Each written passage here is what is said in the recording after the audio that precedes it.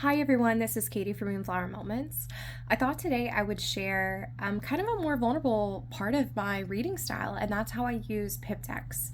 So I say that this is more vulnerable for me because I find that pip decks are inherently very powerful because the cards aren't telling a scenic story. My intuition has the opportunity to step in, and I find a lot of times that when I'm reading with pip decks, I actually am not pulling on one specific system at all. So I do have a base knowledge of Marseille and Thoth. I'm a big believer in like studying decks and studying systems. I think our intuition has to have a place to pull from. But when I really truly reach like an intuitive flow state, I do tend to find that with pip decks, I kind of blend systems and I kind of move things around, and I really do hit the point where I'm reading the cards and I'm feeling what's coming through as I'm reading. So it's almost as if the pip cards kind of act as a conduit for something deeper and give me the freedom to really express that intuition that I'm always hoping to express when I'm reading. So that being said, if you are a traditionalist, this might not be the video for you. Because as I go through the really, I think it's like 5 main ways that I use pip decks, but we might add more as the video continues. I am going to be blending systems and, speaking solely from the card imagery and things like that. So I just wanted to reassure you that I'm not coming from a place of disrespect to any systems. I really just want to show you an aspect of my personal reading style, and I find pips is how I express that intuition the most. So with that disclaimer, I'm going to go ahead and show you one of my favorite pairs. And I do tend to read pip decks with scenic decks, but I do also read pip decks by themselves. So I'm going to be showing you a blend of the different ways that I'll read, and even like pulling some kind of sample spread so you can get a feel for how I would interpret with these pip decks. So my first match is going to be my Corte, which I think you can find online by typing in this name, and it's going to be with my Somnia Tarot. So I'll flip through a few times so that you can see what these decks look like together, and then I'll pull a sample spread. So when I first got Somnia, I did have a problem with reading it. I thought it was going to have a lot of deep impact in my life. I waited a long time to read it, and I was excited to purchase it. But when it came in, I couldn't shake the feeling that it just kept falling flat for me. And so it was one of my decks that I really wanted to bond with, but I couldn't quite figure out how. And one day while I was reading, I noticed that the faces being covered really do distract me. I don't have a lot of decks that have people in them per se, but I think it threw me off because being that there are people there, I was looking for those facial expressions. So I needed something to enhance the reading to be able to explain to me the links between the cards.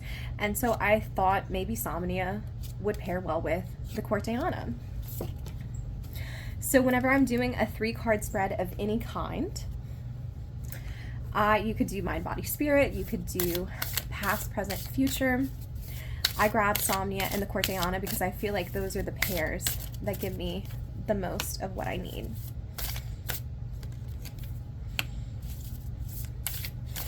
Okay, here we go. So those are those 3, and I lay them out here, and I leave a space in between because then I go and pull some Corte. And I did happen to pull 2 pip cards for this particular reading. So I'm going to take it as past, present, future because that's how I like to read it. So the first thing I do when I'm reading with the pip decks is I look how they relate to the scenic decks around them. Like I said, I do read pips by themselves, but I oftentimes like to match them up like this. So what I'm seeing from the base 3-card spread of Somnia is that essentially we have this quest for learning. This Page of Swords really looks like they're on a quest. They've taken that sword and they're looking for more that's around them. And it's perhaps because of the desolate environment that they're in that they have to go forth and find something new. And so of course that's reiterated with the 3 of Wands. This is a card of exploration for me. So this person has their torches and they're really in the middle of questing. They're starting to see some kind of benefits from going on that quest. So, but they are definitely still in the middle of the action. However, in the future, they will have to base their self on using methods of cunningness. So I definitely see a sense of unconventionality here with the Seven of Swords. They're running away with those swords, but they found a really unique way to carry them off. So there is that tableau here, but I might ask myself, you know, what caused these different changes? So in that case, I bring out the pip deck, and I see with the Nine of Cups here that this particular individual really wanted to just be more self-fulfilled. And so they went on that quest, and in the middle of the quest, they perhaps came to an instance where they felt really stuck. So this is where I could pull on some RWS meanings, some Marseille meanings, or I could even pull on just like what the cards look like themselves. And because Corte is no direct system, I oftentimes will just read the cards and I kind of wait for a second till I feel like a concentration of energy in my gut. And so what I'm really feeling right now is that I need to focus on this focal point right here, because these two swords are kind of like tightly connected. So of course that does bring up into mind the Eight of Swords and feeling like you have no path forward, but it also brings up the concept of something just being tightly connected. We have the 8, which is the number of the highest form of stability, so it almost seems like a situation where we're gridlocked. So I did blend a lot of systems together to get that meaning. So going from 3 of Swords to 7 of Swords, we're gridlocked and we don't know how to carry on with our noble quest of the Page of Swords. And so in that regard, we have to resort to trickery and deceit and negative methods.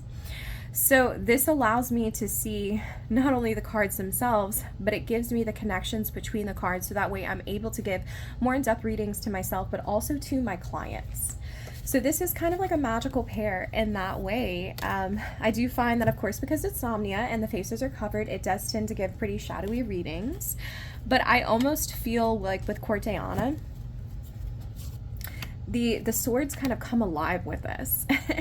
As the wands come alive. So this is like 3 of Wands, and I see everything is kind of sprouting from a base. So we have that outward movement, especially with the flowers, of everything kind of moving outward. So I kind of think of like a tree trunk that has kind of been chopped and it's trying to grow back, but I'm able to really feel these images move. So I oftentimes look at the direction of these images. So this is the 7 of Swords. So earlier I pulled for a client a 2 of Cups and a 7 of Swords, and this sword was going straight through the middle of the 2 of Cups. So in that way, I oftentimes don't even need to put in reversals, because the Corte and other pip decks like this will give me a sense of those shadow meanings. So I really like to use that pair, and that's a pretty basic way I think that everyone could use pip decks, is to elaborate on the story.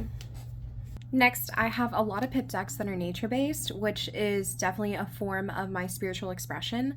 So sometimes if I'm working with a deck that's a little far removed from my understanding of the world and like my framework of the world, like it doesn't quite match my life philosophy and my interest, I can use one of my nature-based pip decks to kind of thematically bring in a grounding to make me understand the reading. So I do this with Tarot of Vampyres, which I have edged in red, and my Bug Tarot. So I'm a massive believer in the pollinators, so this actually really does reflect my life understanding and like life philosophy very well. So the Tarot of Vampyres, I actually really do enjoy for its kitschiness, but sometimes I have a difficult time reading its symbolism. I think the guidebook makes really stunning points, and I do enjoy dipping into the guidebook when I read with this deck. However, sometimes I do struggle to relate to it thematically because it feels like such a fiery deck to me. And if you don't know this about me, I only have about 12% of fire in my chart. So I definitely have the other elements, I would say, overrepresented. So fire energy is so far removed from what I usually play with that I need to have something to ground me in. So when I'm working with these decks, I oftentimes do just the 3 and the 3, but I'll give you an example of how I would do it here. So we have the Daughter of Grails, and so this is going to be the Page of Cups, and she does look like a Page of Cups, like especially with how her skin is like glowing. It's giving very youthful vibes. And then over here we have the 6 of Wands. And so what I am seeing over here are these like sticks that look exactly like these sticks. And so I might ground myself in the message of using these decks to help me understand the points of the card that I need to look at. I do find this imagery to be a little bit like convoluted. So when I have these sticks in the background, this forest, it definitely tells a story of a girl that has been deeply wounded by the secrets and kind of the mystery around her. And so she carries that sensitivity around with her, just like a Page of Cups would. And I noticed here we have this wreath here, and she also has this wreath in her hair. So that kind of gives me a focal point to look into this image. She's carrying that wreath among her hair because no matter what, she wants to express herself very creatively. And so that's her way of showing pride. So when I read this card, I'm looking at the nature elements within the Tarot of Vampires, and I'm being led from the Bug Tarot to do that.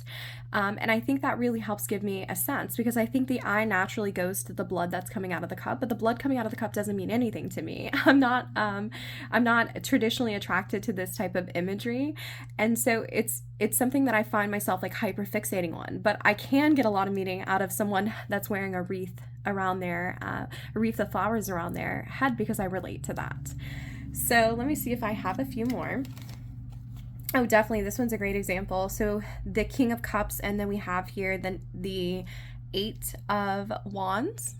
I really actually love this match because this looks just like the lightning that's behind him.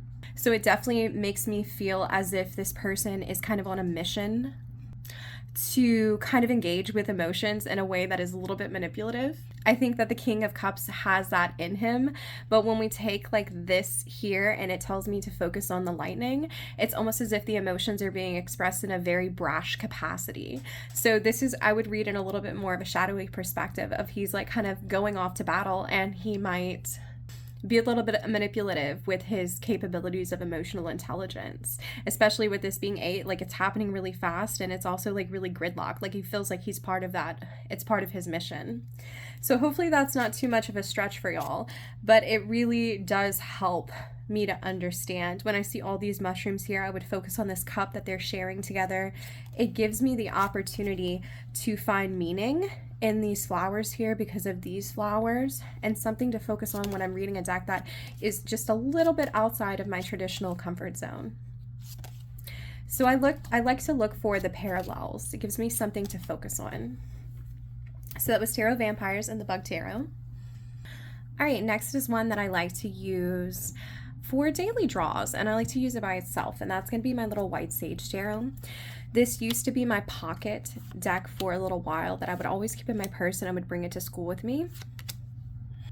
And I'm especially fond of it being a pip deck because I like to leave like one of these cards. I have a little frame on my table, and you know, I don't want people to think I'm bringing in like esoteric witchcraft into work, when for me I just like to have like a daily card that's there to help me carry throughout my day. So I like the fact that some of these images are really pared back, because to the average reader or to the average person, this Four of Pentacles doesn't really look like much of anything. And I know the Four of Pentacles is not a like scary card to begin with. I mean, I guess some people might say it's scary. I don't think that it's scary, but it kind of helps neutralize the setting a little bit. So it's kind of tarot in hiding.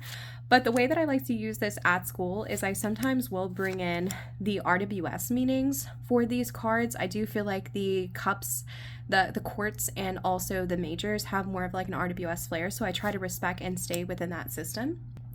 But I sometimes also might just look for images throughout the day that look like this. So it helps me to remember to be present and grounded, because my job is very busy and hectic, and sometimes, like, I mean, as a teacher, sometimes you'll go like 5-6 hours without having like the opportunity to even like pee because you're so busy. And so I need something to keep me consistently grounded, and this deck does that. And it does that because, let's say for example, I get 7 of Cups. I see like a flower image that's behind this, so I might try to spend the day really looking for images that look like this. Like, it helps give me kind of like a little mission to get through my day and just be more present, so I'm noticing the shapes that are surrounding me. And I think that that's a really cool way to like live life, is to pick something every day that you're looking for, and it can take on like a symbolic kind of meaning. such as like this Eight of Cups. You know, you see this stack of things that is just like barely hanging on, and then you walk in the hallway and you see this person that's carrying like a massive box, and like stuff is falling all over the top. You know, while some people might just like run and like absolutely help in those circumstances, other people might just kind of be tempted to like ignore it because like they're carrying their own shit around too. But I think it's interesting because like something like this would call my attention to that person that needs help and kind of call on me to give them that assistance, because they might be feeling that Eight of Cups sense of kind of like really frustrated and ready to move forward, and they need that extra push to help them. So I know that seems like a very off the wall kind of example and like way to use pips, but I do try to look at what is being presented in the images and not take it as such a literal interpretation of what the Ten of Pentacles is, but see how well this is nice and balanced and everything kind of has its place, to try to look for something in my life, maybe like even like a filing cabinet that I have where everything is like nice and ordered and in place.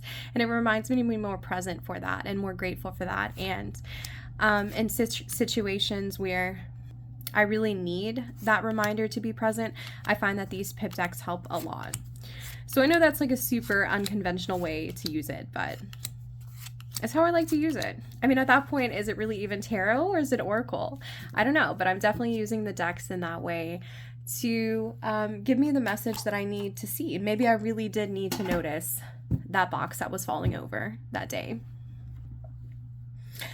So next would be Slavic Legends, with my favorite deck in the world, which was my first deck I ever learned to read with, which is Terra Botanical.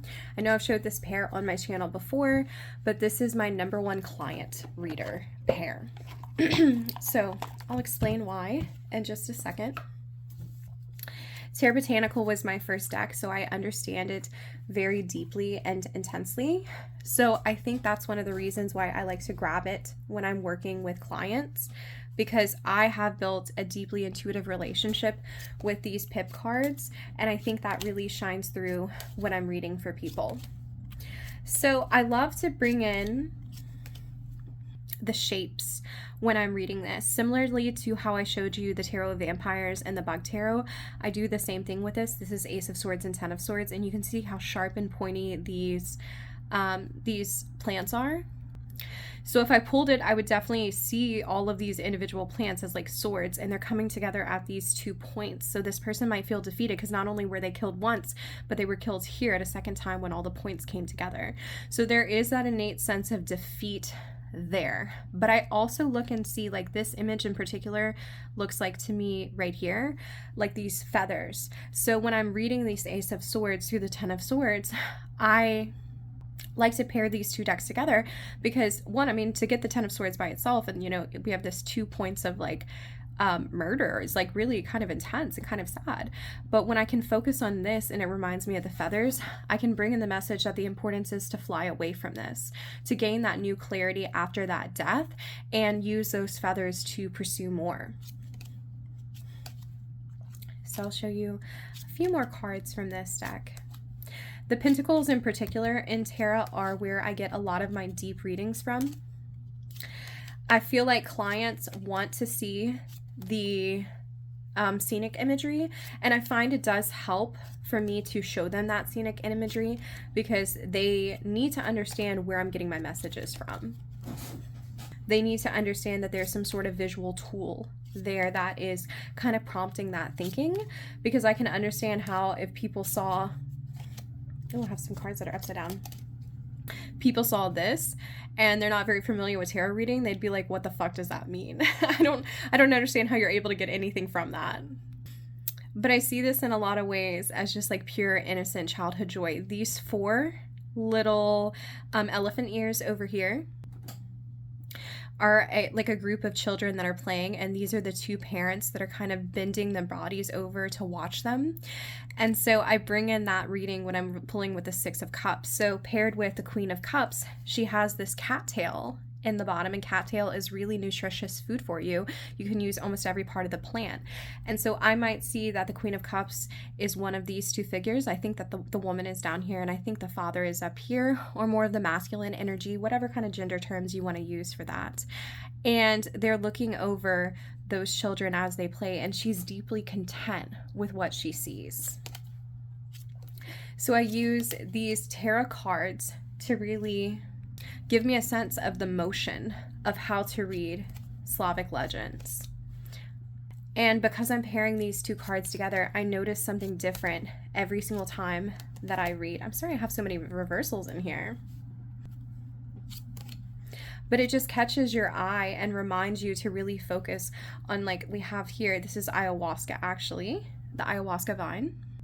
And so when I think of that, I definitely think of a psychedelic that can really bring you that new wisdom. And so in order to be able to push through this gridlock of the Nine of Wands behind here, I'm seeing this correlation between this gridlock of like this kind of almost fort and these looping threads of the ayahuasca vine. You're going to have to channel some sort of unconventional movement forward in order to get out of this like gridlocked situation. So I hope that I'm representing how I use this pair appropriately.